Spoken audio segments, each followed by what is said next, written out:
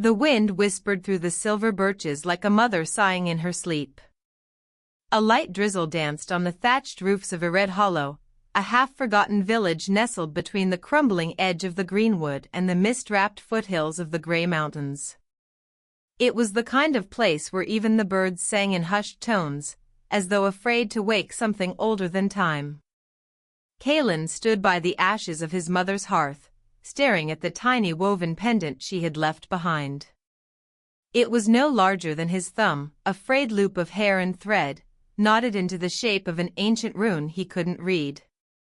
She had clutched it to her chest in her final hours, her lips mouthing silent words. She died before she could tell him what it meant. He had nothing else of her. No voice, no scent, not even a last word. Just this token and a memory of her eyes, full of sorrow, always looking at something far beyond the walls of their hovel. Kalen was 17 now. Too old to beg, too young to leave. He mended nets for old fishermen and carried firewood for the baker, but most days he survived by trapping rabbits in the hills, trading furs and meat for crumbs. His clothes were patched until the patches frayed themselves. He wore his hunger like a second skin, tight and inescapable. But the hunger wasn't what kept him awake. Not anymore. It had started 3 weeks ago, the first night after he buried her. He had dreamed of a forest not his own. Of trees that bled amber when touched. Of whispers behind leaves. Of a face, pale and smooth as moonlight, half hidden in shadow, watching him with eyes like starlight. He woke to find his window open, though he remembered locking it. And then came the feather. White, long, and delicate, lying on his windowsill the next morning. It shimmered faintly, like the reflection of the moon on water. He had no birds that color near Ered Hollow. No birds that shimmered. He told no one. Not even Maeve. Maeve had been his friend since childhood. They shared the same hard soil and empty bowls. But Maeve had laughter in her, still bright, stubborn laughter that refused to die even in the dark. She worked at the healer's cottage, grinding herbs and learning the old names of roots. She smelled of rosemary and always had scratches on her hands from wild rose bushes. She was the only one who knew Kalen still wept sometimes. And even she didn't know about the voice. It came only at night, just before sleep. A whisper too faint to make out, too soft to follow. But it filled his bones like the scent of rain, familiar, distant, and ancient. Kalen, Maeve said one evening, as they sat beneath the eaves of the abandoned well house. You've changed. He didn't answer. He couldn't tell her how the woods seemed to breathe when he walked beneath them. Or how crows paused to watch him with something more than hunger in their black eyes. There's talk, she went on, fidgeting with a sprig of thyme. Old Henla says she saw lights in the northern field. Dancing like will-o'-the-wisps. And the forester's boy swears he heard music near the standing stones. Kalen's heart stirred. The stones. The ones deep in the moorlands, weathered and sunken into the earth. No one went near them anymore. Not since the disappearances. I dreamed again last night, he murmured. But this time I followed her. Maeve looked up, her freckles pale in the lantern's glow. Her? She wore a cloak of feathers. Her hair was silver. She didn't speak, but she smiled. Like she knew me. Maeve's fingers tightened around the thyme. Kalen, you don't think this has to do with your mother, do you? He looked down at the pendant around his neck, the rune now warm against his skin. I think she knew something. About them. About me. Maeve hesitated. What if they're not kind? The old stories, they weren't always gentle, Kale. The Twilight folk. The elves. The lost ones. They take things. She was taken long before she died, he said softly. If this is a curse, maybe it's mine to carry. The wind picked up then, swirling dry leaves around their feet. Somewhere, far off, a branch cracked like bone. Maeve stood abruptly. Promise me you won't go to the stones. Not alone. He didn't answer. That night, Kaelin couldn't sleep. The whisper came again, but louder. Urgent. This time, it said his name. Not just Kaelin. Son of Twilight, come. He rose before the dawn, heart pounding like war drums. The forest was thick with mist, but he walked it as if in a trance. Past the hollow tree where his mother once gathered mushrooms. Past the brook that had dried into a thread. And into the field where the stones rose like teeth from the earth. There were 9 of them. Black as obsidian. Carved with runes no one remembered.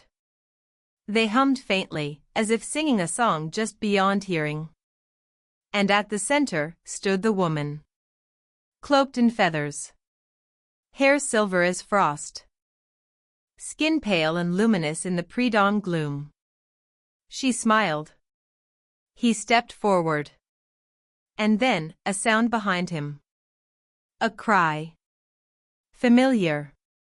Desperate. Maeve. He turned just in time to see her fall to her knees, hand outstretched. And something behind her. Something dark. Tall and twisted, with eyes like coals and fingers like thorns. Kaelin shouted, but the wind swallowed his voice. The last thing he saw was Maeve's mouth shaping his name. And then, the world vanished.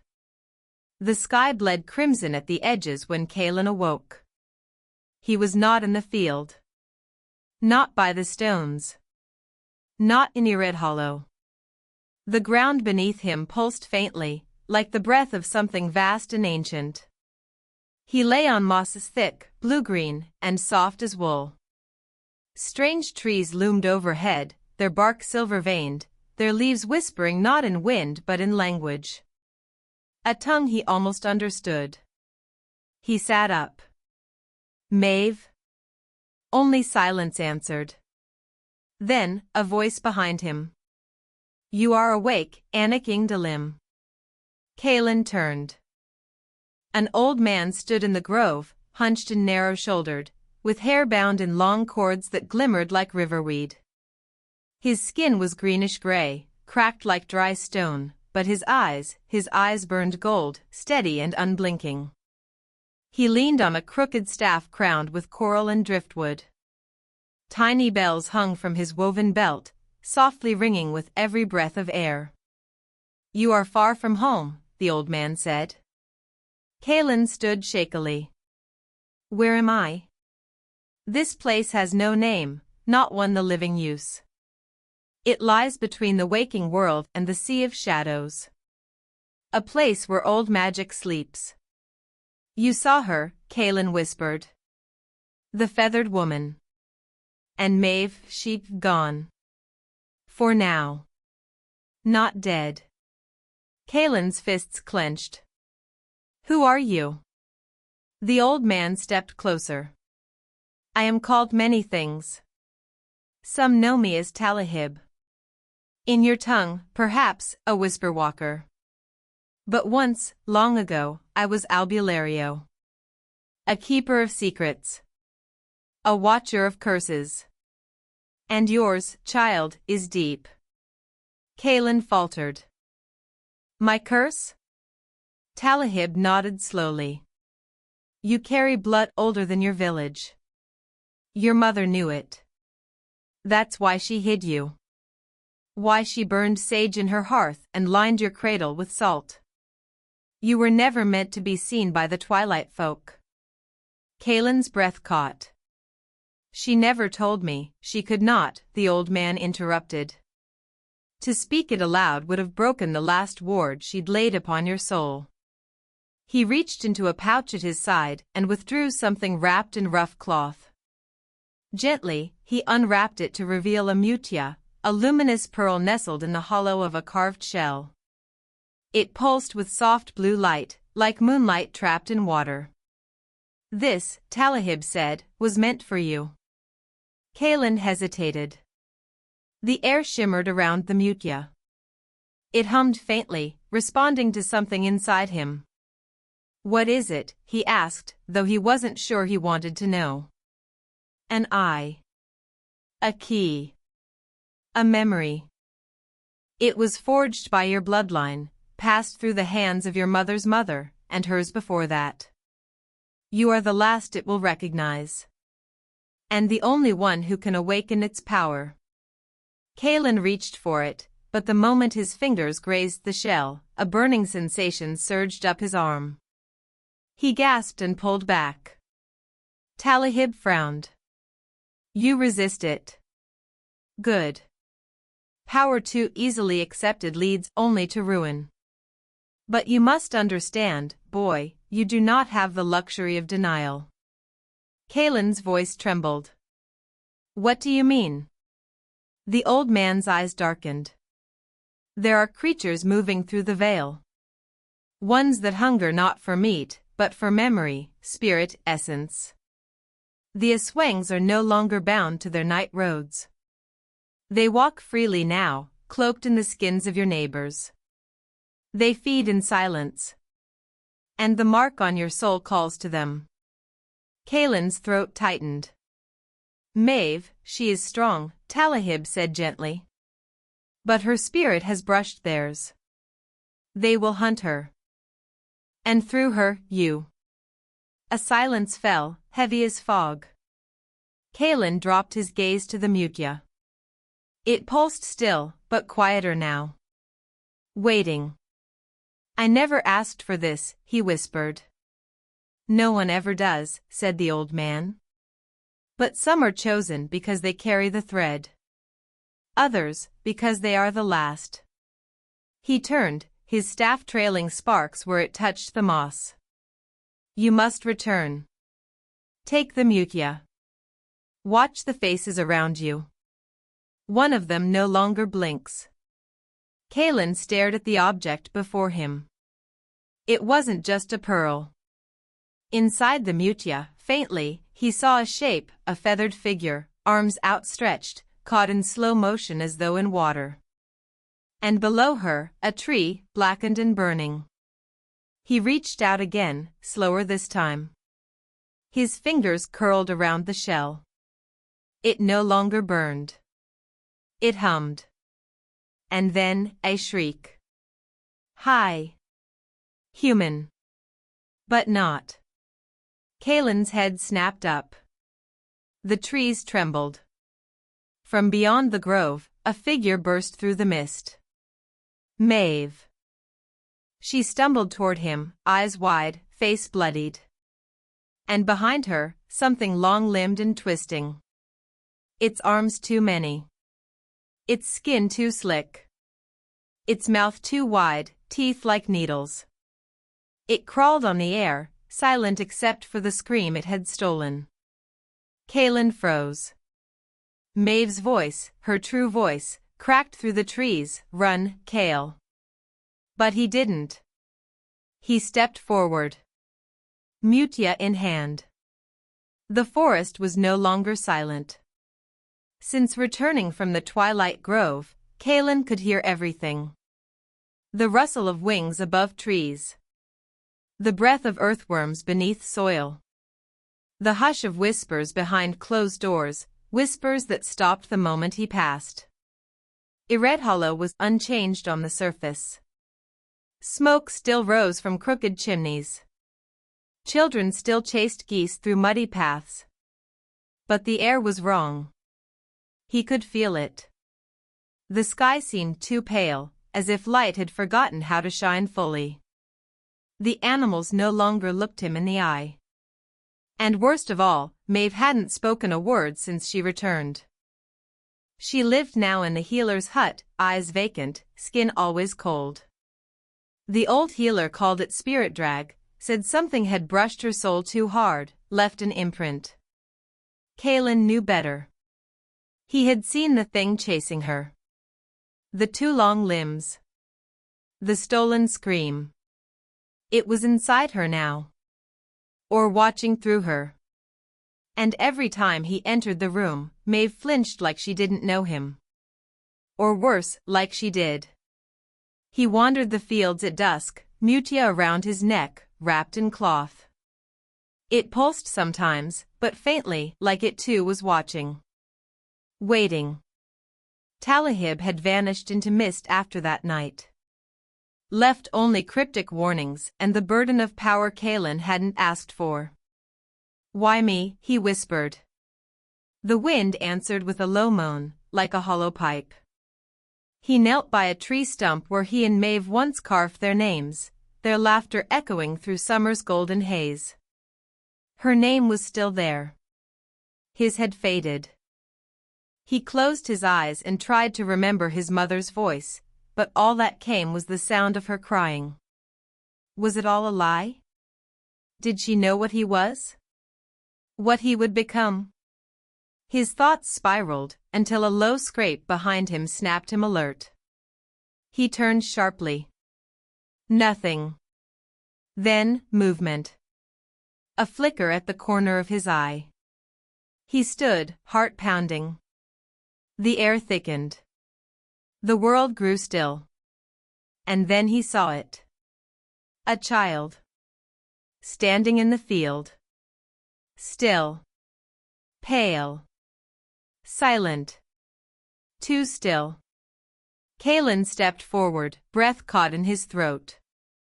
The child turned, slowly. Its eyes were hollow. Not lifeless, but emptied. As if something had scooped out what once lived there and filled it with shadow. Its mouth opened. A long, thin tongue slithered out, tasting the air. Kaelin stumbled back. And then it spoke, not with words, but with memory. "Mother," it said, but it was his voice. A moment from his past, stolen. "Why won't you tell me?" Kaelin's blood ran cold. It wore his pain. Fed on it. The mutia flared at his chest, searing hot. The child flinched, let out a sound like splintering wood, and vanished into smoke. Kaelin dropped to his knees, gasping. It hadn't touched him, but it had known him. And that, somehow, was worse. Later, by the brook, Kaelin sat with his boots off, his toes buried in the mud like roots trying to cling to something real. He stared at the reflection in the water. The face looking back was older than he remembered. Tired. Eyes rimmed with shadow. He wasn't ready. Not for aswangs. Not for cursed blood. Not for mutias or spirits or stolen voices. "I can't do this," he whispered. The water shimmered and rippled. Another face appeared beside his. Maeve. Not in the flesh. Not whole. Just a glimmer, a memory. She smiled, a soft, broken smile. And spoke. "You left me." Kaelin jerked away. The water was calm. Still. Empty. He held his head in his hands. It wasn't real. Couldn't be. But the guilt was. He had run. Left her behind. Chosen power over protection. What kind of friend does that? What kind of son? Maybe his mother hadn't trusted him with the truth because he wasn't strong enough. Maybe Maeve's silence was fear, not pain. Maybe he was already becoming what the darkness wanted him to be. Something apart. Something alone. That night, Iredhollow trembled. The dogs barked endlessly. The chickens refused to roost. Kaelin sat awake by his shuttered window, candlelight dancing shadows across the walls. Then, a knock. Soft. Too soft. He didn't move. The knock came again. Then a voice, muffled. "Kale, it's me. Maeve." He rose slowly, heart hammering. Opened the door. She stood there, hair wild, dress torn, eyes wide and shimmering. "You left me," she said again. But her voice was off. Too smooth. Too slow. I tried to come back. I fought." She tilted her head. "Did you? Or did you run into their arms?" Her mouth curled upward. But her eyes didn't smile. Kaelin reached for the mutia. It was warm. Not burning. But waiting. She stepped forward. "Don't," he whispered. "You're not her." Her smile widened, teeth too white. Too sharp. "Neither are you." The world tilted. Shadows twisted. A sound like buzzing bees filled the air. Kaelin slammed the door and backed away, mutia pressed to his chest. The knock came again. 3 times. Sharp. Then silence. And when he looked again, she was gone. Only a smear of dirt on the doorstep remained. Kaelin didn't sleep. He walked at dawn, following the path through the forest to the edge of the moors. There, beneath the ancient standing stones, he sat in silence. Everything was wrong. The world. His life. Himself. He clutched the mutia. "I don't know what I'm doing," he admitted to no one. "I'm scared. I'm angry. And I don't know who I am anymore." And then, as if in answer, the mutia flared. For a moment, he saw her. Not Maeve. The feathered woman. She stood in the distance, beneath a tree with black leaves. She lifted one hand. And pointed behind him. Kaelin turned. And saw footprints in the mud. Leading to the village. But not his. Too wide. Too deep. Like something walked on hooves. And wasn't alone. The wind had changed. It now came from the north, sharp and sour, carrying the scent of rotting fruit and iron. The villagers of Elysia Hollow whispered of beasts in the woods. Of shapes watching from the fog. Of chickens drained dry by morning, no wound but a pair of holes beneath their wings.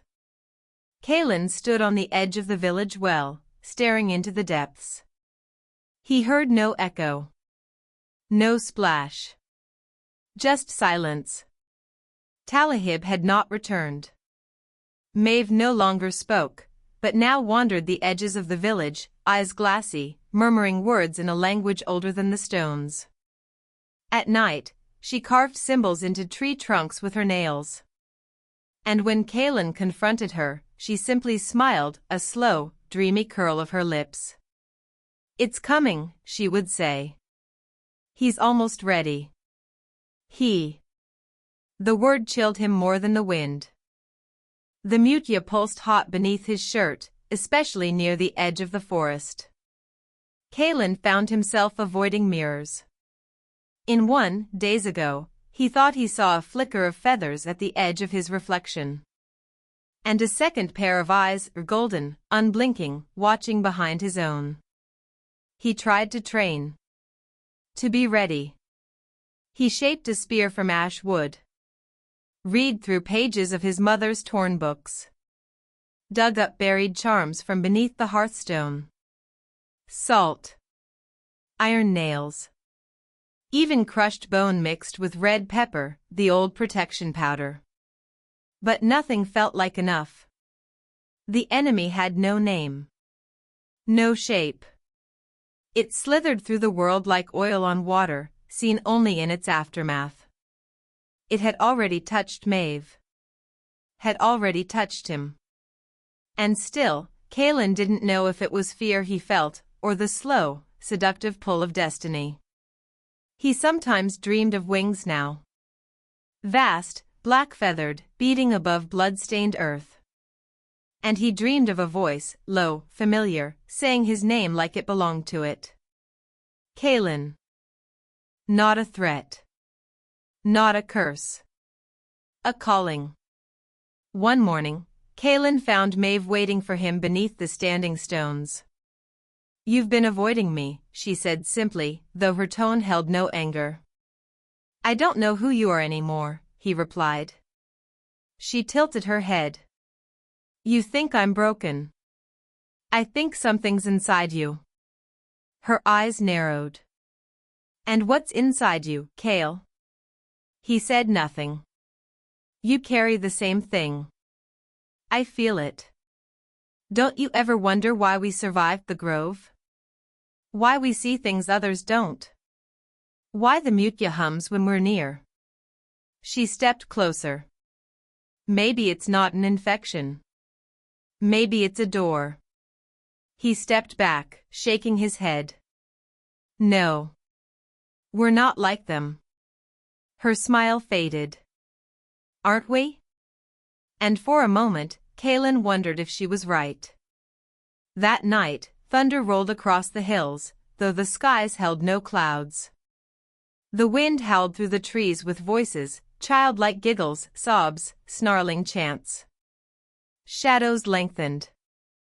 A mist fell over Hollow so thick it drowned the stars. Kaelin kept vigil by the door. He felt it now, every heartbeat in the dark. Something huge moving just beyond the veil of what was real. It pressed against the world like a hand through fabric, warping things. Fraying edges. The mutya burned. It no longer asked. It demanded. "Prepare." Kaelin returned to the grove at dawn, hoping, desperate, for Talahib. But instead of the old man, he found footprints. Hoofed, deep, wide. And beside them, a circle of dead birds, laid in perfect symmetry around the stone altar. He dropped to his knees, heart pounding. "What do I do?" he whispered. The trees whispered back, "You already know." The mutya flared, so bright he dropped it. When it hit the earth, it cracked slightly, and spoke. Not with words. With images. A tree, blackened by flame. A child wrapped in salt and smoke. A mother's tear falling on a sigil drawn in ash. And then, Kaelin himself, standing in a ring of fire, wings behind him, feathered not in light, but shadow. He scrambled back. "No," he whispered. "That's not me." But the vision had been clear. The wings were not an infection. They were a birthright. Later, in the village square, he found Maeve again. She was drawing symbols in the dust with a bone. "You saw it," she said without turning. He didn't ask how she knew. "I'm not who I thought I was," he said softly. "Neither am I." A long silence stretched between them. "I think," Kaelin hesitated. "I think we were meant to be part of this. Whatever this is. The curse. The aswangs. The mutya. But I don't know if we're meant to fight it, or become it." Maeve finally looked at him. Her eyes were clearer now, just for a moment. "That's the truth no one tells you," she whispered. "Sometimes, it's both." And she walked away. The signs kept coming. The well began to weep blood. Old Father Eli forgot his own name and tried to bury his daughter alive, mumbling, "She's not mine. Not anymore." Children drew eyes on every wall. Hundreds of eyes. All open. All watching. And the sky, at sunset, turned the color of bruised fruit. Kaelin knew the time was near. But still, he wasn't ready. He had the mutya. He had the knowledge. He had the blood. But he didn't know who to trust. Not Maeve. Not the Mutia. And not himself. Maybe the enemy wasn't a monster from the woods. Maybe it was the thing whispering to him when he closed his eyes. The part of him that wanted to answer back. The sky split open just after twilight.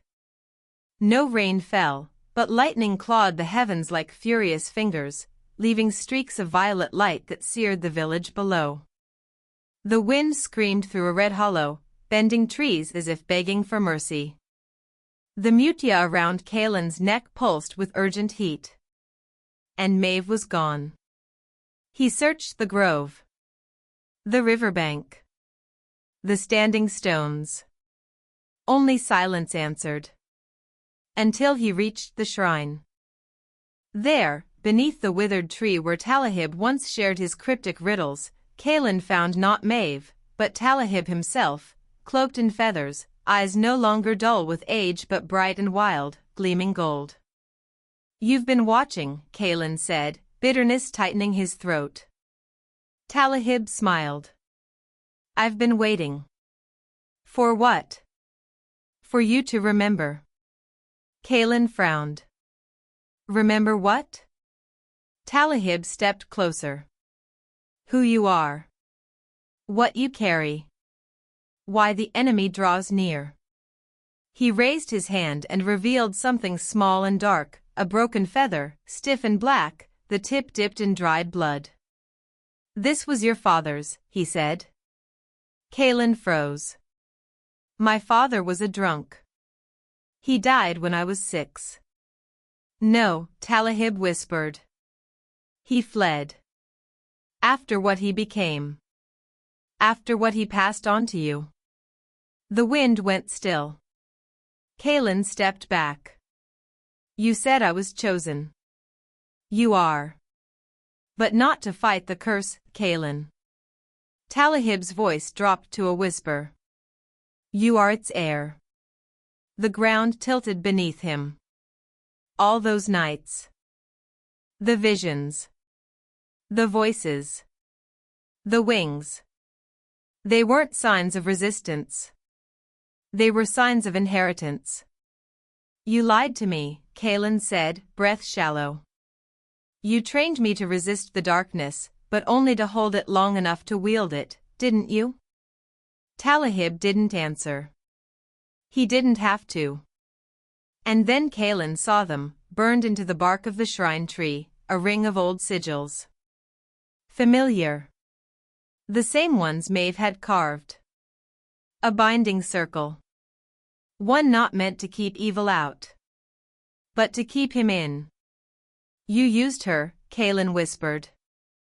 "You turned her into your watcher."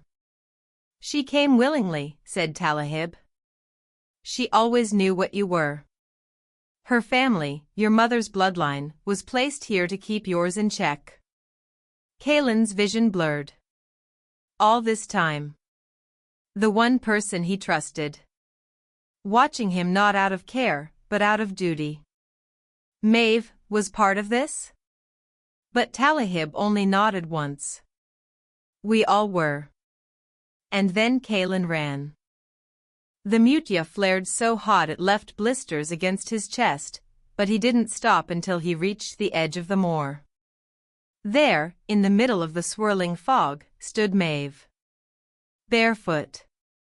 Pale. Her eyes were wet, and her voice trembled. "Kael, don't," he said. "I didn't want to lie. But you did. I had to. You were changing. You were drawing them in. You still are." Kaelin stepped closer, fists clenched. "So you played the loyal friend. Watched me like a caged beast. Led me into Talahib's trap." "No," Maeve whispered. "I led you into truth." She reached toward him, but he recoiled. "I trusted you. And I still trust you," she said, desperate now. "Kael, please. You don't have to become what they think. You can choose something else." He looked at her, really looked, and saw the truth she had tried to hide. She wasn't just a victim. She had known. Maybe not everything, but enough. He turned and walked away. And behind him, Maeve wept. The village burned that night. Not by fire, but by song. A low hum rose from the wells, from the river, from the soil. A song that made babies scream and elders collapse. That turned milk to blood and shattered mirrors with invisible hands. The aswangs had arrived. Not as beasts, but as hosts. Children. Lovers. Grandmothers. Smiling, then devouring. Kaelin watched from the hills as Ired Hollow crumbled. He could have stopped it. Could have called down power from the Mutia, unleashed the wings that coiled in his spine like sleeping dragons. But he didn't. Because now he wasn't sure who deserved to be saved. They had lied. Used him. Maybe the curse wasn't his enemy. Maybe it was his only inheritance. And then, a scream. Maeve. He ran. Through ash and shrieking wind. Through the broken remains of homes. And there, amid shattered wood and broken salt wards, stood a figure. Tall. Feathered. And smiling. Kaelin knew her instantly. His mother. Alive. Or something that wore her face. Her voice was soft. You've come home. Kaelin stared, unable to speak. I hid you once, she said, stepping forward. Tried to dull your blood. Smother the wings before they bloomed. She touched his cheek, and for a moment, he was 6 again. Held in her arms. Then her nails lengthened. Her breath hissed. And he realized she was no longer hiding. Come, my son, she whispered. It's time to rise. The Mutia shattered in his hand. And the wings unfolded. Ired Hollow was no longer a village. It was a battlefield of ghosts. Homes lay scattered like bones, doors swinging in the wind. Smoke coiled through the trees like serpent breath, and the air smelled of burnt salt and wet iron. The sky above bled red, pulsing like a wound that would not close. Kaelin stood in the square, the shattered Mutia's fragments burning across his skin. His wings, vast and black-feathered, had fully emerged, casting monstrous shadows in the firelight. Before him stood his mother. Or the thing that had once worn her name. She was beautiful and terrible, her body both woman and wraith, her hands clawed, her eyes bright with hunger and sorrow. You were always meant for this, she said. To finish what we began. To rise above them all. They feared you, Kaelin. Even as a child, they saw what you would become. He clenched his fists, shaking. I am not your weapon. No, she replied, you are your own. She raised her hands, and from the mist behind her, the aswangs came. Twisted and graceful, their limbs too long, eyes reflecting nothing but the void. Villagers turned. Children turned. Strangers drawn by blood and bone. All of them loyal. All of them hers. Kaelin raised his wings. And screamed. The sound shook the stones beneath his feet. The air cracked. The sky rippled. But his mother only smiled. Good, she whispered. Now fight me. The clash was not of blades, but of blood and memory. She moved like wind and venom, tearing at his flesh, whispering secrets between strikes. You begged me to stay. You were the reason I ran. You have my hunger. Kaelin struck back not with hatred, but with grief. With the weight of years spent wondering why he was different. With the ache of every unanswered question. With the fury of betrayal, by Talahib, by Maeve, by the world. He drove her into the shrine, crashing through the altar. The sigils lit up again, but this time, they burned her. No, she shrieked, voice losing its shape. Kaelin stared. The symbols.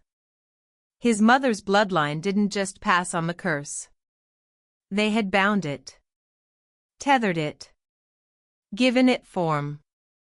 Given it a vessel, him. He was not just her heir. He was her prison. As she writhed in the light, the aswangs around them faltered. Some screamed and fled into the trees. Others turned on each other, confused, broken. Kaelin stepped forward. You fed this into me, he said. Used me as a vessel. As a key. She choked on her rage. You were born to carry it. Why fight what is already inside you? Because it doesn't belong to me. Not all of it. He looked to the grove and saw Maeve. Barefoot. Bloodied. But alive. In her hands was the last unbroken shard of the Mutya. Its light was weak but pure. She met his eyes. And nodded. Kaelin turned back to the creature that had been his mother. I don't have to destroy you, he said. Just seal you. He reached into himself, not the darkness, but something beneath it. The old warmth. The boy who had once tied charms from bark and thread. The boy who'd held his mother's hand beneath a harvest moon. The boy who still remembered love. He took the shard from Maeve. Pressed it to his heart. And whispered a word only he knew, his true name, spoken fully, not hidden behind masks. The wings around him didn't vanish. They blazed. And with a cry that echoed through sky and stone, he cast the light forward, binding his mother, her curse, and the legacy of blood into the circle of symbols. She shrieked once, terribly, and was gone. The silence that followed was not peace. It was emptiness. Kaelin collapsed, breath ragged, the wings folding back into his spine like shadows retreating from dawn. Maeve rushed to him, holding his face. You did it, she whispered. He looked past her, to the burned shrine. Did I? Later, in the ashes of the village, the survivors gathered. Many were silent. Some wept. Some would not speak again. Kaelin stood among them, not as savior, not as monster. But as both. They did not know what to call him. So they called him nothing at all. And in that silence, he found his choice. But nothing ever ends cleanly. As Kaelin prepared to leave a red hollow, a stranger came to him, a child with mismatched eyes and a voice too old for her body. She handed him a sealed scroll, marked with a spiral rune. It's from Talahib, she said. He's not dead. Kaelin opened the letter. And read, You did well. But this was never just about your mother. That curse? It was only a thread. There are many more in the weave. You are not the only one born to carry such things. Others are awakening. And not all of them will choose the light. Kaelin looked up. But the child was already gone. He stood alone, wind brushing the ashes of the Mutya across his feet. The sky, for the first time in days, began to clear. And still, he did not feel free. The fires had long since gone cold. Red Hollow stood in pieces, half ghost town, half sacred scar. The standing stones were dark. The shrine, rebuilt, now bore no symbols of power. Salt lines still marked the edges of doorways, but no one truly believed they were enough. And Kaelin? Kaelin was leaving. Not in anger. Not in triumph. But in silence. Maeve walked beside him, though they both knew her path would soon diverge.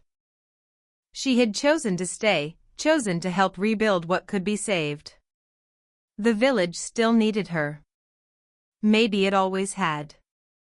They stood at the edge of the forest now, where the old wards once shimmered.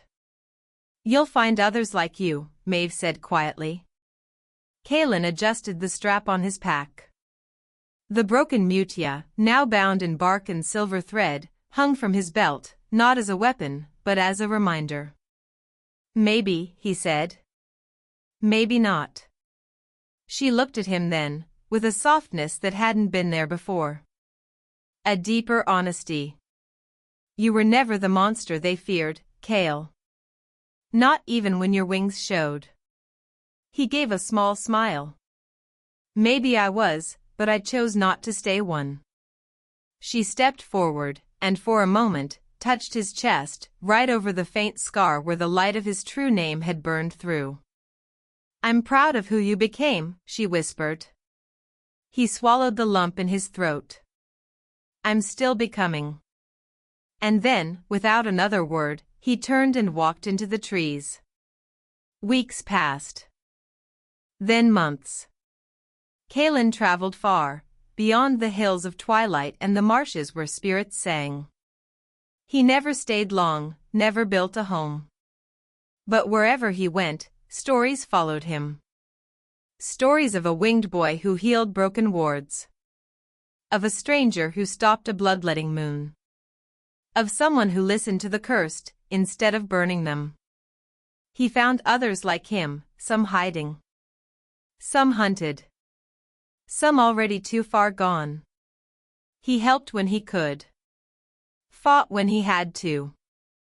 But he never forgot Hollow. And he never forgot her. One autumn morning, he returned. The village was smaller now. Quieter. But it was alive. Children ran between rebuilt homes, and herbs grew wild where the shrine once stood in flame. There were scars, but also laughter. And there, near the river, he saw her again. Maeve. Older. Steadier. She looked up as if she had been expecting him. They didn't run into each other's arms. They just stood together in silence, watching the wind carry golden leaves over the water. "How long will you stay?" she asked. He shrugged. "As long as I can. Maybe a season. Maybe only the night." She nodded. And said nothing more. That night, Kaelin sat beneath the shrine tree. His wings didn't emerge anymore unless he called them. But he could still feel them, folded inside him, like a memory that refused to fade. He opened a small pouch and pulled out the letter from Talahib. The ink had faded. The edges were worn. But the message was clear. There are others. This world was not made only for the pure. And not all shadows bring ruin. Some are simply waiting to be understood. Kaelin folded the letter again and stared up at the stars. He thought of his mother, her face before the change. The lullabies she used to hum. He thought of Talahib, what he had known, and what he had never dared to say. He thought of Maeve, who had stayed when he could not. And then he thought of himself. What he had been. What he might still become. One final letter, he wrote that night. He left it on Maeve's doorstep before dawn. She would find it hours later, the ink still fresh, his words careful but unadorned. I used to think I was born broken. That I was cursed with someone else's fate. But maybe I was just the soil for a story no one knew how to grow. Thank you for watering it, even when I gave you thorns. I will keep walking, Maeve. Not to run. But to find where these wings belong. By the time the sun rose, Kaelin was already far from Hollow. The wind moved with him, a soft but certain. No longer hunted. No longer haunted. Just becoming. Last line, and somewhere between ash and ember, he found that even shadows can carry light.